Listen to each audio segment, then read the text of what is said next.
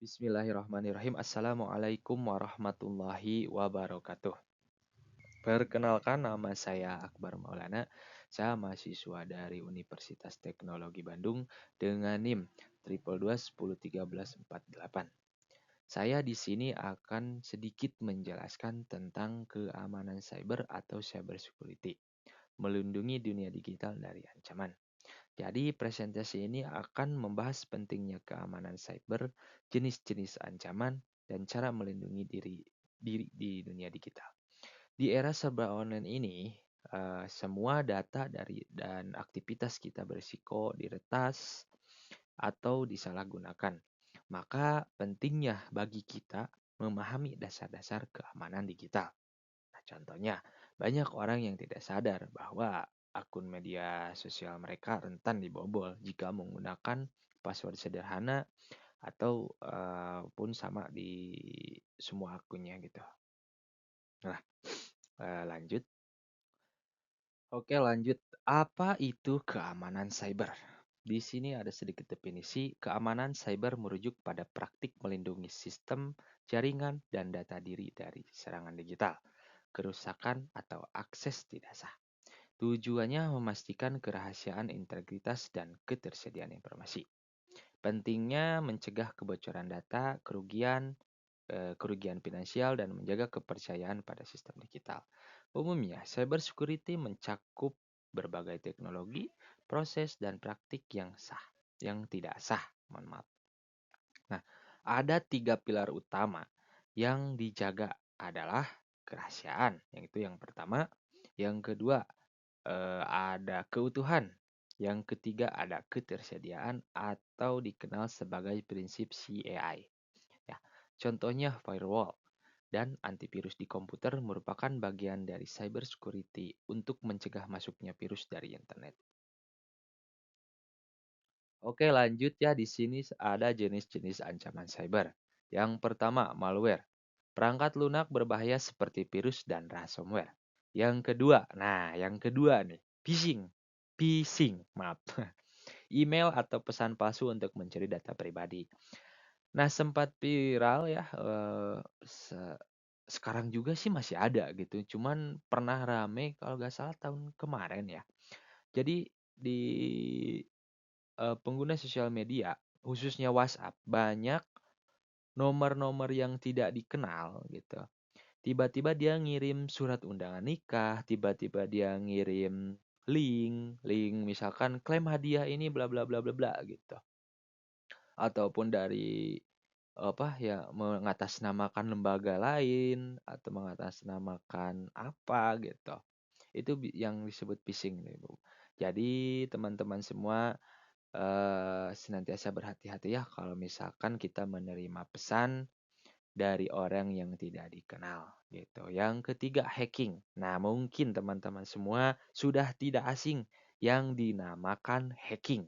Hacking atau kadang orang-orang menyebutnya tuh sebagai hack gitu nih. Kadang, duh, akun game saya ke-hack nih. Duh, akun sosial media saya ke-hack nih. Nah, jadi hacking itu pertasan sistem oleh pihak yang tidak bertanggung jawab ya teman-teman. Tapi terkadang kita mendengar yang namanya hacker. Hacking dan hacker itu berbeda. Hacking ya pertasan sistem oleh pihak tak bertanggung jawab, ya pertasannya. Kalau hacker dia tuh ngotak-ngatik komputer ataupun dia tahu berbahasa komputer atau intinya orangnya gitulah. Yang keempat ada social engineering, teknik manipulasi psikologis untuk mendapatkan informasi rahasia dari si korban. Ya bisa jadi berkedok wawancara ataupun yang lainnya lah, seperti itu. Jadi ancaman ini bisa menyerang siapa saja teman-teman. Dari individu seperti kita hingga perusahaan-perusahaan besar. Bahkan metode serangannya pun makin canggih dan sering tidak terdeteksi oleh orang-orang yang pengguna atau pengguna awal sosial media yang awam lah gitu. Seperti kita-kita. Seperti saya gitu. Intinya saya juga masih awam gitu. Untuk hal-hal yang seperti ini. Jadi contoh aja ya, kita kasih contoh misalkan pengguna mendapat pesan atau email palsu yang tampak seperti dari bank misalkan gitu. Lalu dia tuh meminta login ulang ke akun padahal itu phishing. Nah, itu yang dinamakan phishing. Misalkan nih, mohon maaf, misalkan teh, selamat pagi, saya dari Bank BRI, bla bla bla bla bla bla, misalkan nawarin hadiah, terus kita klik nih linknya. Nah, pas masuk ke link, tiba-tiba oh masukkan username, misalkan akun Brimo, masukkan password Brimo lah, kita masukkan. Tapi tiba-tiba si device kita tuh black screen atau misalkan white screen, lalu kembali lagi ke halaman WhatsApp atau bisa jadi restart ulang. Nah, yang kalau misalkan kita seperti itu, nah si data username atau password kita sudah ada di orang ataupun pihak yang tidak bertanggung jawab. Seperti itu. Oke, di sini ada dampak serangan cyber. Yang pertama, kehilangan data penting atau misalkan data pribadi, dokumen perusahaan atau dokumen-dokumen pribadi yang lainnya gitu. Yang kedua ada kerugian finansial, misalkan akibat pencurian data atau pemerasan. Yang ketiga ada kerusakan reputasi organisasi biasanya. Yang keempat ada gangguan operasional hingga kebangkrutan dalam sebuah bisnis atau perusahaan lembaga-lembaga yang lainnya. Jadi banyak perusahaan bahkan individu mengalami kerugian besar karena eh, serangan cyber ini gitu. Misalkan pencurian data pelanggan. Misal contoh yaitu pencurian data pelanggan oleh hacker bisa menyebabkan pelanggan kehilangan kepercayaan. Nah, contoh ada toko online kecil kehilangan akses ke websitenya karena diserang ransomware. Lalu kehilangan pelanggan dan reputasinya. Kan yang sangat disayangkan lah kalau misalkan kita lagi merintis usaha online gitu, tapi tiba-tiba kena hack atau misalkan tiba-tiba kena retas, sedangkan di itu tuh ada saldo atau misalkan apa kan sangat disayangkan gitu. Jadi masih banyak lagi dampak serangan-serangan cyber ini. Selanjutnya ada praktik terbaik untuk keamanan kata sandi ya buat kita semua. Yang pertama buat kata sandi yang kuat. Bisa dilihat, gunakan kombinasi huruf angka dan simbol, hindari kata-kata umum atau informasi yang mudah ditebak. Yang kedua ada manajemen kata, gunakan pengelola kata sandi untuk menyimpan dan menghasilkan kata sandi yang unik. Ubah kata sandi secara teratur dan hindari penggunaan ulang. Yang ketiga ada MFA atau autentikasi multifaktor. Jadi tambahkan lapisan keamanan ekstra selain kata sandi ya. Keamanan digital dimulai dari kebiasaan sederhana. Terkadang sebagian besar ya serangan sering terjadi karena memang kelalaian kita sendiri seperti menggunakan password yang sama di semua akun gitu. Ada contohnya memang di kehidupan nyata bukan di digital.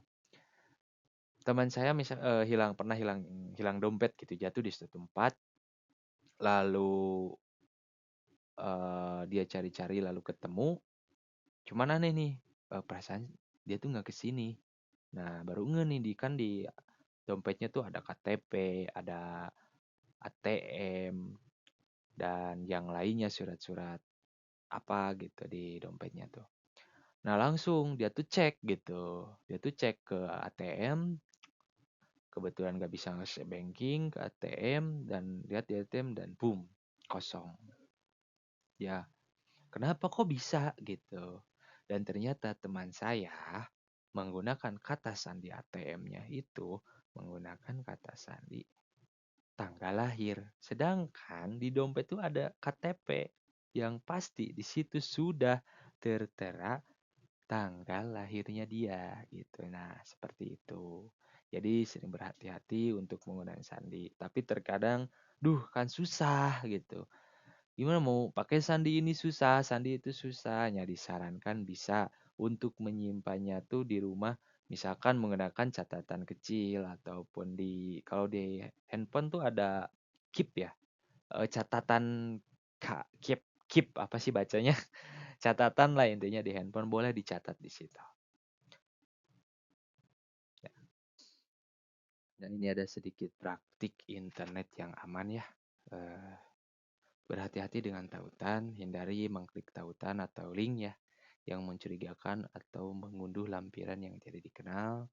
Verifikasi sumber, periksa keabsahan situs web dan email sebelum membagikan informasi pribadi.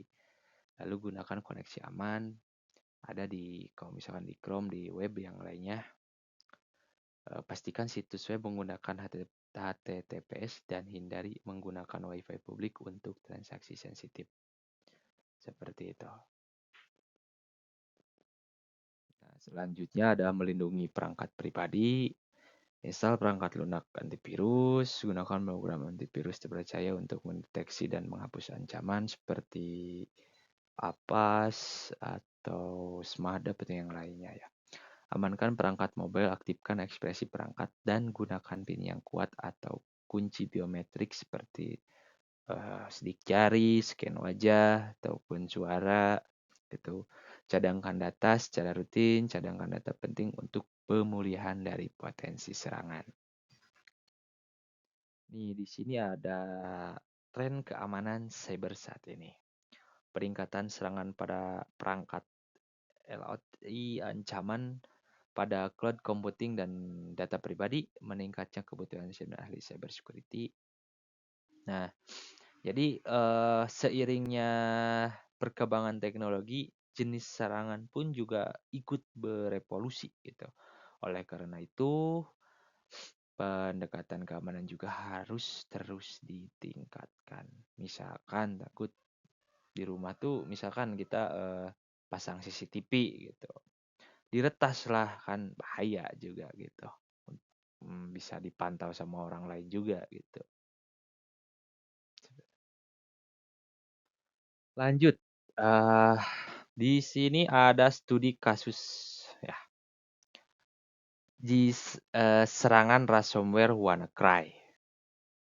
Jadi menyerang lebih dari 200.000 komputer gitu ya di 150 negara pada tahun 2017 ya di situ. Nah, mengunci file dan meminta tebusan dalam bentuk ini Bitcoin gitu.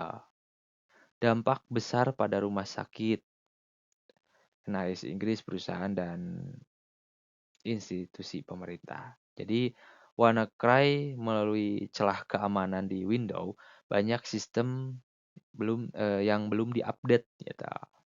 Dan terkena dampaknya. Ini menunjukkan ya pentingnya gitu kita mengupdate sistem gitu.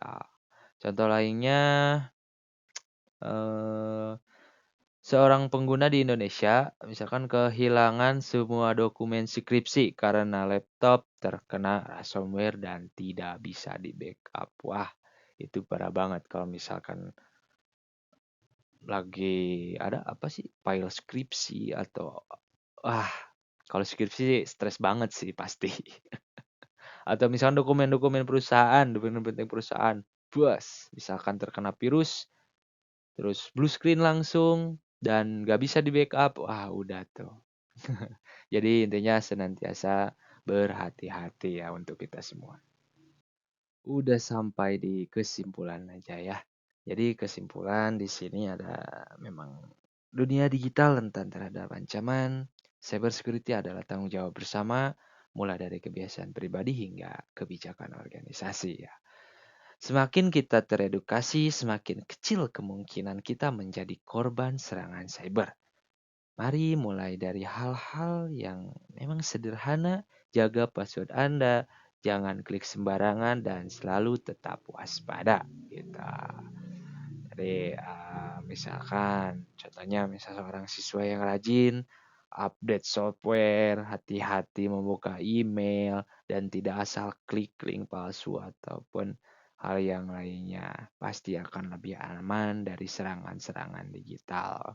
Mungkin buat teman-teman sekalian, intinya kita selalu tetap waspada jikalau mau di dunia digital, mau di dunia kehidupan nyata senantiasa kita berhati-hati kepada orang asing yang memang menuju ke hal-hal pribadi seperti itu ya.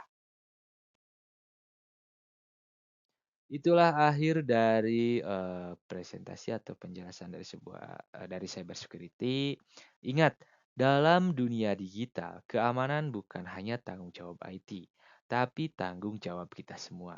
Mulailah dari hal yang kecil seperti ya gunakan password yang kuat, aktifkan autentikasi dua faktor, dan jangan asal klik link tautan ataupun file-file yang lain dari orang yang tidak dikenal karena satu klik saja bisa membuka celah bagi serangan-serangan besar dari saingan cyber itu. Oke, demikian presentasi yang dapat saya sampaikan mengenai pentingnya cybersecurity. Semoga materi ini bisa menjadi pengingat dan motivasi bagi kita semua untuk lebih bijak dalam menggunakan sosial media dan waspada dalam menjaga data dan informasi. Terima kasih atas perhatian dan waktunya. Mohon maaf kalau misalkan ada kata yang tidak dimengerti. Saya Akbar Maulana. Akhirul kalam. Wassalamualaikum warahmatullahi wabarakatuh.